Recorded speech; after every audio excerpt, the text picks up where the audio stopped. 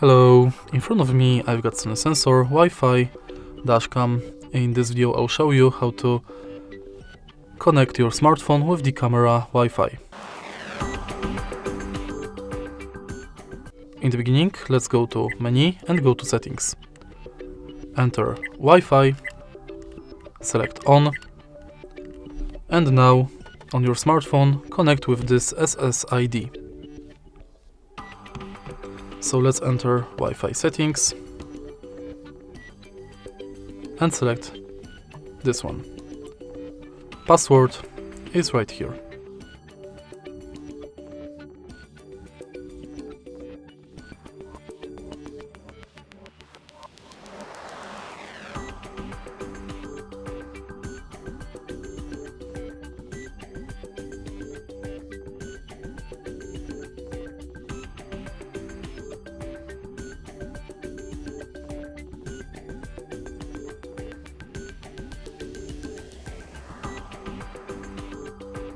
And now Wi-Fi is connected.